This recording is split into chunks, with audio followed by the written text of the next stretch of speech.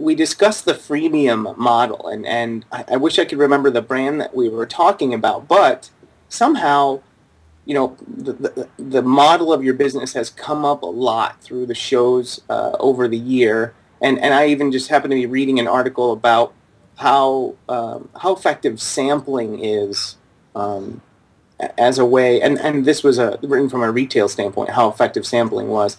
And I was reading it, of course, in relationship to a restaurant, because I'm the person who believes as soon as someone gets to experience one of our restaurants for the first time, I'm hoping that we've got them for a very long time. So sampling speaks directly to me.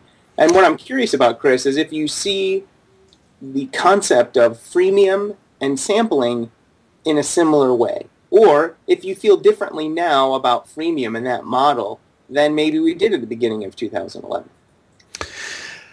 So specific to my business, so I believe in sampling. I think it's a great way to do it. I think that freemium is a great model if you do it right. Where everyone goes wrong with these kinds of efforts is they don't really understand where the value extraction point needs to be. The concept is that somewhere along the value chain is where you can ask for some of the value and some of the money or whatever else you need. And I think where people go wrong is people don't necessarily know where that extraction point should be. So sometimes they ask for it too soon and they scare away buyers. They ask for it too late and they don't capitalize as much. Or they ask for it in some segment that doesn't really, it's not worth it for the person to get the money, so to spend the money, so they don't go any further. You know what I mean? They've kind of really gone from one spot to another. So I think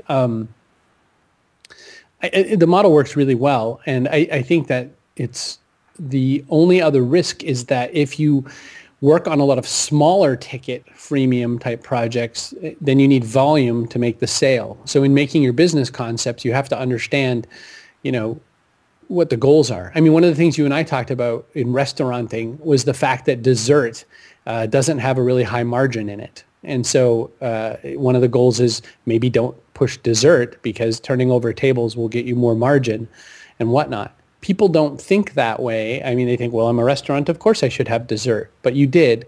So, I mean, let's turn it back to you. Did that all make sense about the value chain extraction? And how does that make you think about the whole freemium concept? Yeah, so I'm in total agreement on the sampling concept. It definitely works for us, as we both discussed. And I had forgotten about the dessert discussion that we had once. And I've gone back and forth on that. The dessert idea or the discussion came up. We had opened a restaurant and we're absolutely overwhelmed with the request for service. We were on hours and hours of waits. And this was not AJ Bombers we're talking about. We were on a very long wait for a good, it felt like 2 years.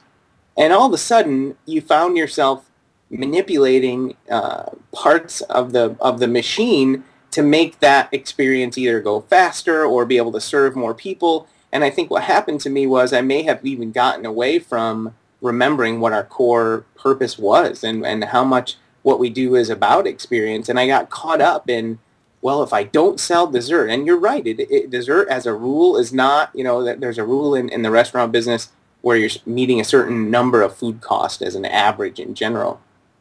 And dessert does not generally do so.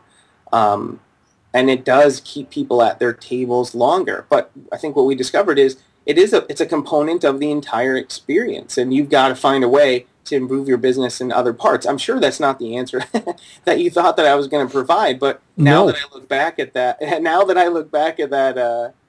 at that idea of eliminating dessert, I kind of cringe at it. It's strange, but I do.